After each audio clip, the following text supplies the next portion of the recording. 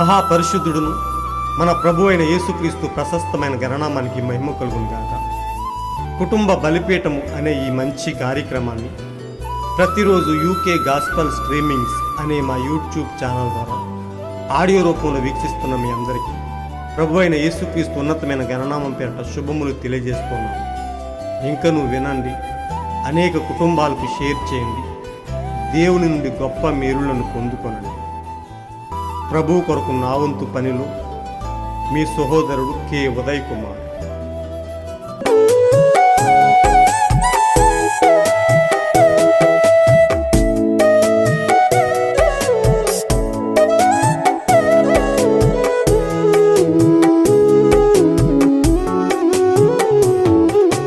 కేవలం నమ్ముము, సమస్తము సాధ్యమే. కేవలం నమ్ముము, సమస్తము సాధ్యమే. నమ్ముట నీ వలనైతే సమస్తము సాధ్యమే. యేసే సమస్తానికి చాలిన దేవుడని. కేవలం నమ్ముము, సమస్తము సాధ్యమే. కేవలం నమ్ముము, సమస్తము సాధ్యమే. ఒక కుటుంబ బలిపీఠం వాల్యూమ్ 1 నుండి 206వ రోజు, జూలై 25వ తేదీ. అంశము: 3 ఉడతలనేవి ఒక దర్శనము కాదు. ఒక వాక్య భాగాన్ని చదువుకుందాం. ఆదికాండము 22వ అధ్యాయము 13-14 వచనములు. అప్పుడు అబ్రహాము కనులెత్తి చూడగా పొదలో కొమ్ములు తగులుకొని ఉన్న ఒక పొట్టేలు వెనుక తట్టున కనబడెను. అబ్రహాము వెళ్ళి ఆ పొట్టేలును పట్టుకొని తన కుమారునికి మారుగా పెట్టి దహనబలిగా అర్పించెను. అబ్రహాము ఆ చోటికి యెహోవా ఈరే అని పేరు పెట్టెను. అందుచేత యెహోవా పర్వతము మీద చూచుకొనును అని నేటి వరకు చెప్పబడును. ఈ అంశము కొరకు సమకూర్చబడిన వర్తమాన భాగాన్ని చదివి విందాం. ఇప్పుడు వినండి, ఈ విషయాన్ని మర్చిపోవద్దు. ఇది దేవుని సార్వభౌమాధికారాన్ని మీకు చూపిస్తుంది. మరియు మేము మాట్లాడుకుంటున్నప్పుడు నేను మిమ్మల్ని ఒక విషయం అడగాలనుకుంటున్నాను. ఆ ఉడతలను అక్కడ ఉంచింది ఎవరు? అడవిలో ఉడతలు లేవు. నేను ఎంతో వేటాడాను. నేను గొప్ప వేటగాడిని కాకపోవచ్చు, కానీ నేను చిన్నప్పటి నుండి వేటాడుతున్నాను. మరియు నేను చాలా దగ్గరగా వేటాడాను. మరియు అవి అత్యంత హాస్యాస్పదమైన స్థలములో ఉన్నాయి. మరియు నేను వాటిని పిలిచే అత్యంత హాస్యాస్పదమైన మార్గములో పిలిచాను. నేను అన్నాను, వాటిని అక్కడ ఉంచింది ఎవరు? నేను అన్నాను, బహుశా నా సేవ ఒక మార్పు తీసుకోబోతుందా? ఆ మాటను అబ్రహాము దేవుడు ధృవీకరించుచున్నాడా? అబ్రహాము పర్వతంపై ఉండినప్పుడు తన కుమారునికి బదులుగా బలి అవసరమైనప్పుడు ఆయన చేసినట్లుగా యెహోవా ఈరే ఒక అద్భుతము చేసి 100 మైళ్ళ వెనుక ఒక పొట్టేలును ఉంచాడు. అది 3 రోజుల ప్రయాణం. మరియు ఏ సాధారణ మనిషి అయినా రోజుకు 25 మైళ్ళు నడవగలడు. అప్పుడు అతను కళ్ళు పైకెత్తి ఆ కొండను దూరం నుండి చూశాడు. ఆపై కొండ వద్దకు వెళ్ళి కొండపైకి వెళ్ళాడు. ఇంతలో ఆ పొట్టేలు లోపల ఉంది. ఒక గొర్రె. అడవి జంతువులు దానిని చంపి ఉండవచ్చు. మరియు అప్పుడు నీరు లేని కొండపైకి ఆ పొట్టేలు అక్కడికి ఎలా చేరింది? ఏమి జరిగింది? అబ్రహాముకు తాను యెహోవా ఈరే అని నిరూపించడానికి దేవునికి ఒక బలి అవసరమై ఉంది. సృష్టికర్త అయిన దేవుడే ఒక పొట్టేలును ఉనికిలోకి వచ్చినట్లుగా పలికాడు. ఇప్పుడు అది ఒక దర్శనము కాదు. అతడు ఆ పొట్టేలును చంపాడు మరియు ఆ జంతువు నుండి రక్తం వచ్చింది. అది ఒక దర్శనం కాదు, అది ఒక పొట్టేలు. నేను అన్నాను, అదే దేవుడు. హల్లెలూయా. ఆ యెహోవా ఈరే ఆయన అబ్రహాముతో కొండపై ఉన్నప్పుడు ఎంత యెహోవా ఈరే అయి ఉన్నాడో ఈరోజు కూడా అంతే యెహోవా ఈరే. ఆయన ఎప్పటికీ తన మహిమ కోసం ఒక జంతువును సృష్టించగలడు. ఈ ఉడతలు దర్శనము కాదు. నేను వాటిని కాల్చి చంపాను, వాటి నుండి రక్తం వచ్చింది. నేను వాటిని శుభ్రము చేసి తిన్నాను. అవి దర్శనాలు కావు, అవి ఉడతలు. నేను అన్నాను, అదే యెహోవా ఈరే. నా మందబుద్ధి మరియు మొద్దుబారిన మనస్సులో కూడా తన వాగ్దానాన్ని నాకు తెలియజేయడానికి ప్రయత్నిస్తున్నాడు. ఆయన అబ్రహాము అవసరాన్ని ఉనికిలోకి మాట్లాడగలిగినట్లయితే నా అవసరాన్ని కూడా ఉనికిలోకి మాట్లాడగలరు. నా నూతన పరిచర్య అనే వర్తమాన భాగం నుండి సేకరింపబడిన ఎంతో అద్భుతమైన అంశం. ఒకే ఒక్క దేవుడును సార్వభౌమ అధికారాన్ని కలిగి సర్వాన్ని ఏలే సర్వ సృష్టికర్తకు సర్వాంతర్యామి అయ్యున్న మన యేసయ్యకు మహిమ ఘనత ప్రభావములు కలుగునుగాక. సర్వ సృష్టికర్త అయ్యుండి కేవలం మాట చేత సర్వాన్ని సృజించగలిగిన గొప్ప దేవుడు, సార్వభౌమ అధికారాన్ని కలిగి సర్వాన్ని ఏలే గొప్ప దేవుడిగా ఉండి ఆయన మనలను ఎంతో కృపచేత నడిపిస్తూ ఉన్నాడు. మన సమస్త అక్కర్లను ఎరిగిన గొప్ప దేవుడు, మన ప్రతి పరిస్థితిని ఎరిగిన గొప్ప దేవుడు, మన అవసరతలను ఎరిగిన గొప్ప దేవుడు. ఆయనే యెహోవా ఈరేగా ఉండి సమస్తాన్ని చూచుకునేవాడుగా ఉండి సమస్తాన్ని చక్కబరిచేవాడుగా మనకు ఎల్లప్పుడూ తోడుగా ఉంటున్న గొప్ప దేవుడు. అలాంటి గొప్ప దేవుణ్ణి మనము కలిగి ఉండటం మనకు ఎంతో భాగ్యమై ఉన్నది. జీవము గల దేవుడు, కదిలే గొప్ప దేవుడు, సర్వాంతర్యామి ఉండి సర్వ సృష్టిలో వ్యాపించి ఉన్నవాడు. ఆయన మన కొరకు ఏమైనా చేయగల సమర్థుడై ఉన్నాడు. మన అవసరతలను ప్రతి పరిస్థితిలోనూ మన అక్కరనిరిగి మన అవసరతలను తీర్చే గొప్ప దేవుడిగా ఉన్నాడు. ఓ ప్రియ సోదరి సోదరులారా, ప్రియ దేవుని బిడ్డలారా, దేవుడు మనల్ని ప్రేమించి ఈ రోజు కొరకు కుటుంబ బలిపీఠం నుండి ఇచ్చిన ఈ యొక్క అంశము కొరకు ఆయనకి మహిమ ఘనత ప్రభావములు కలుగునుగాక.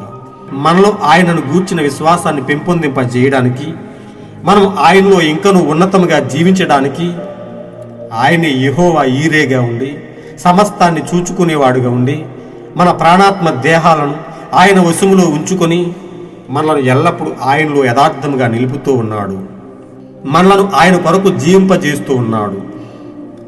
మనం ఎల్లప్పుడూ ఆయన వైపు చూచులాగున, ఆయనపై ఆనుకొనులాగున అబ్రహాము కలిగిన అదే గొప్ప విశ్వాసాన్ని మనలో పెట్టి మనం ఎల్లప్పుడూ ఆయనపై ఆధారపడులాగున ఆయన మనల్ని నడిపిస్తూ ఉన్నాడు.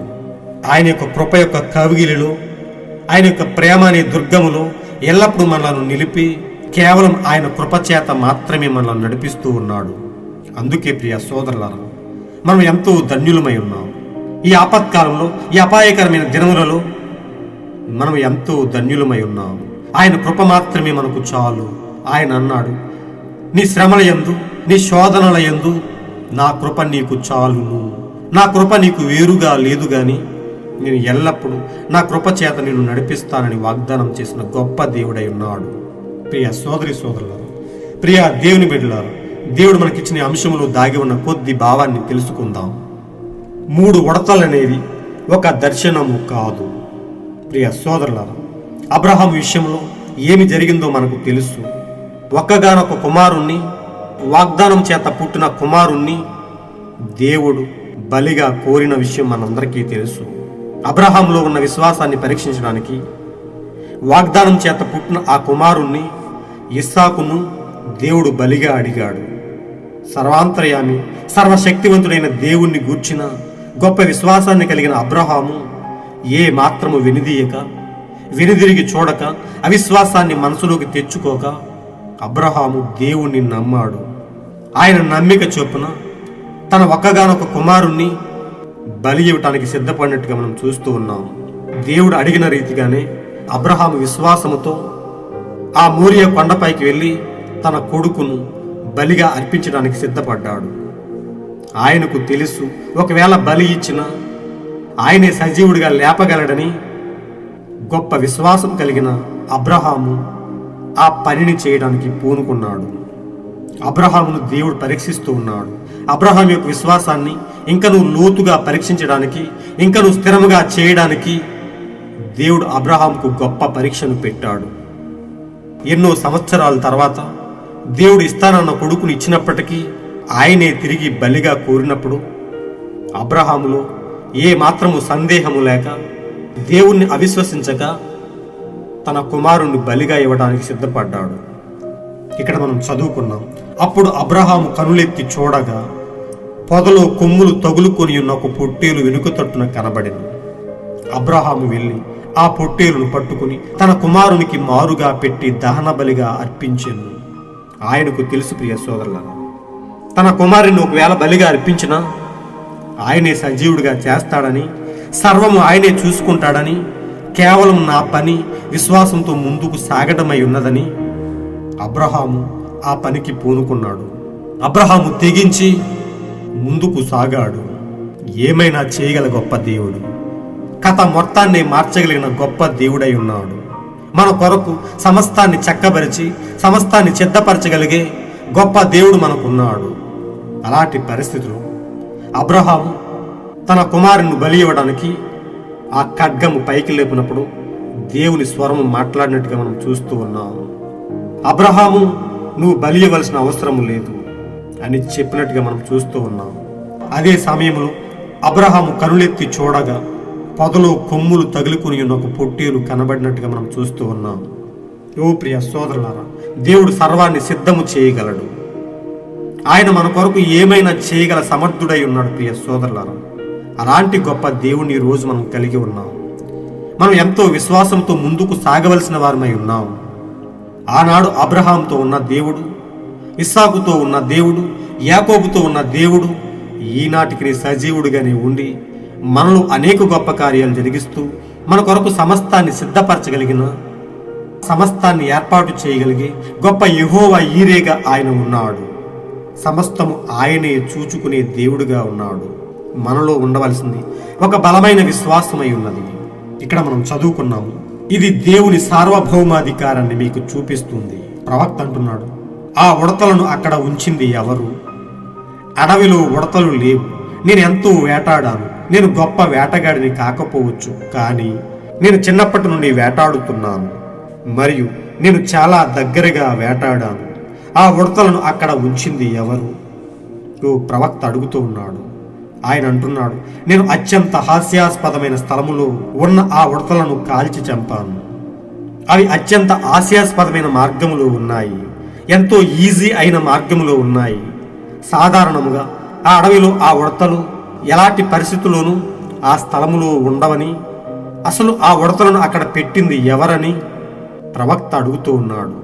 అవును ప్రియ సోదరులారా, అబ్రహాముకు ఆ పొట్టేలును ఏర్పాటు చేయగలిగిన అదే దేవుడు నేడు మన అవసరతలను ఎరిగి ఉన్నాడు.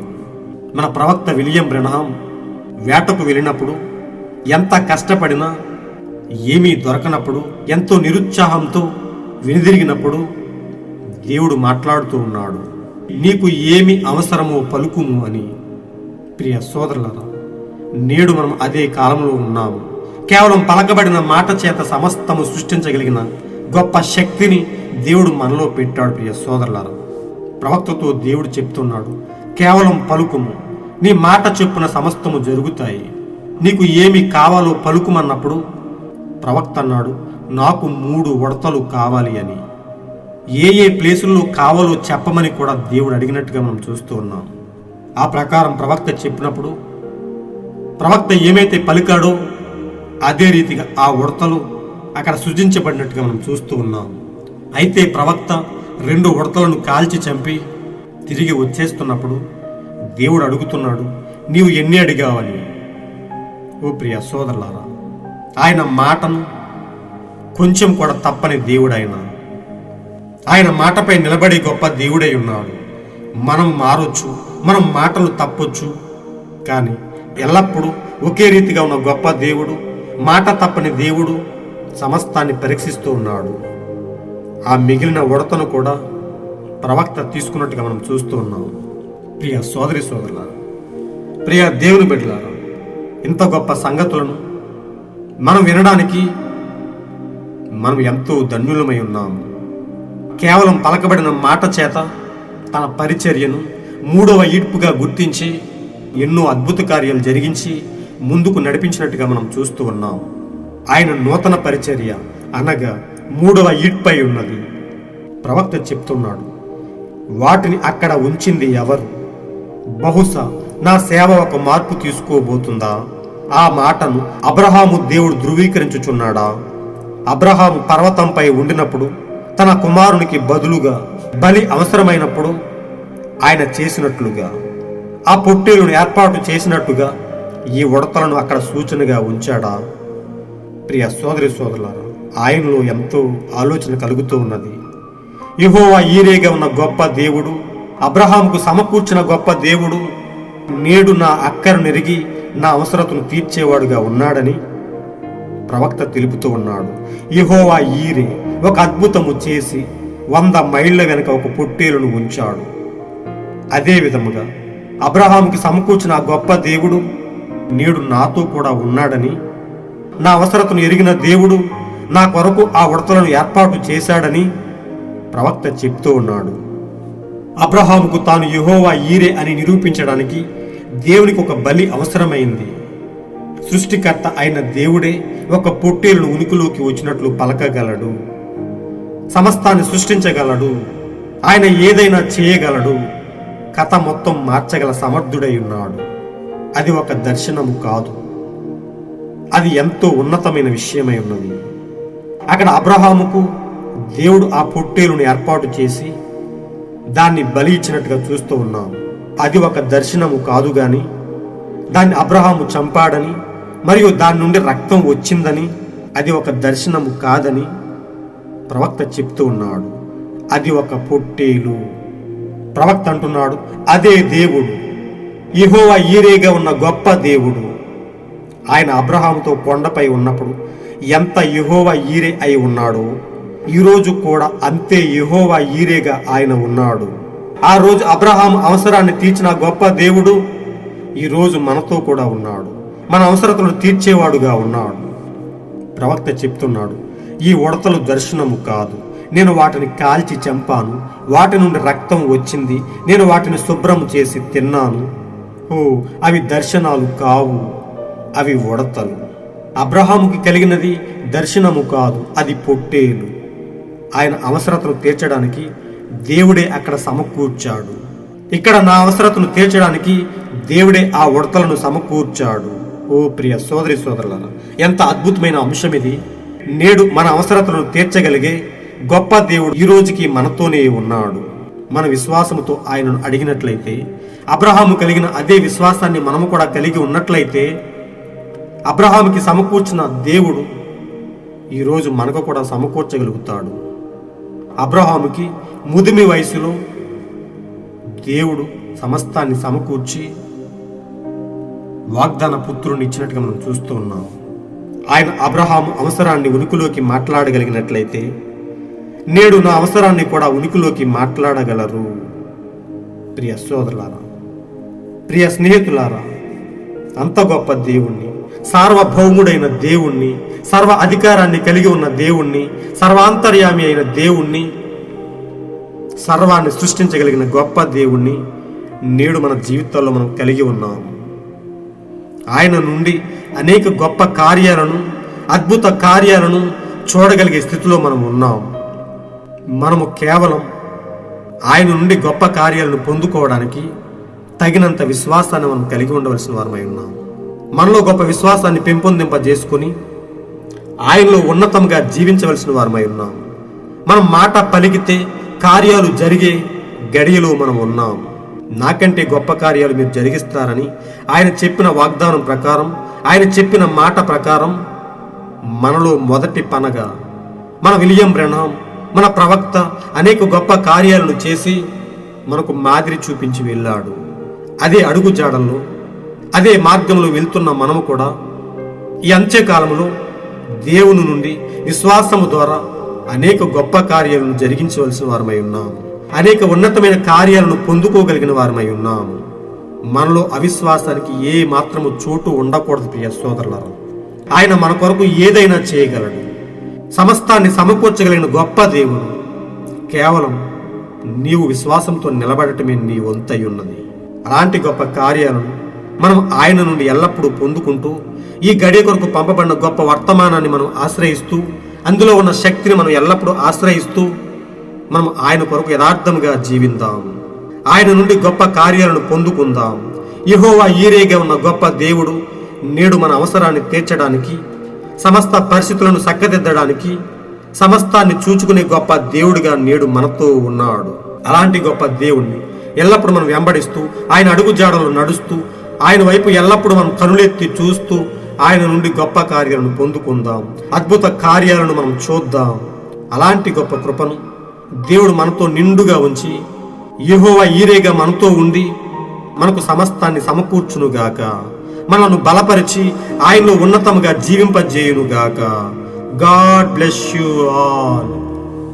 ఈరోజు మీరు చదవలసిన అనుదిన వాక్య పఠనము కీర్తనలు 37, 38, 39 అధ్యాయములు మరియు అపోస్తుల కార్యములు 26వ అధ్యాయము. మీరు విన్న ఈ అంశాన్ని అనేక మందికి షేర్ చేయండి. దేవుని ఉన్నతమైన సత్యాన్ని, ఆయన గొప్ప కార్యాలను, ఆయన యెహోవా ఈరేగా ఉండి సమస్తాన్ని మన కొరకు సమకూర్చగలడని అనేక మందికి తెలియపరచండి. ఆయనలో ఉన్నతముగా జీవింపజేయండి. ఆనాడు అబ్రహాంతో ఉన్న దేవుడు, ఆయనకు సమకూర్చిన దేవుడు నేడు మనతో ఉండి మన సమస్త అక్కర్లను ఎరిగి మనకు సమస్తాన్ని సమకూర్చగల గొప్ప దేవుడు ఉన్నాడని అనేక కుటుంబాలకు తెలియపరచండి. దేవుని యందు గొప్ప విశ్వాసాన్ని పెంచి ఆయనలో ఉన్నతముగా జీవింపజేయండి. దేవుడు మిమ్మల్ని బహుగా దీవించునుగాక. ఆమేన్. ఒకే ఒక్క దేవుడును, సార్వభౌమ అధికారాన్ని కలిగి సర్వాన్ని ఏలే గొప్ప దేవుని యొక్క కృపా కాపుదల, ఆయన యొక్క అన్యోన్య సహవాసము మీ కుటుంబాలపై ఎల్లప్పుడూ నిండుగా ఉండి మిమ్మల్ని బలపరిచి ఆదరించునుగాక. ఆయనలో ఉన్నతముగా జీవింపజేయునుగాక. మీలో గొప్ప విశ్వాసాన్ని పెంపొందింపజేయునుగాక. షాలోమ్.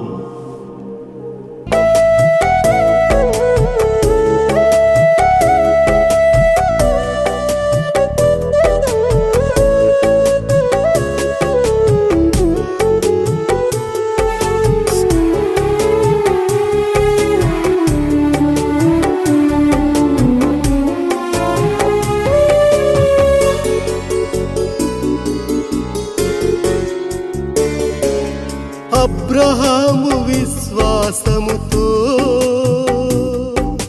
దేవునిని నమ్మెను. ఒక్కనొక్క తన కుమారుని బలియువగా తెగించెను.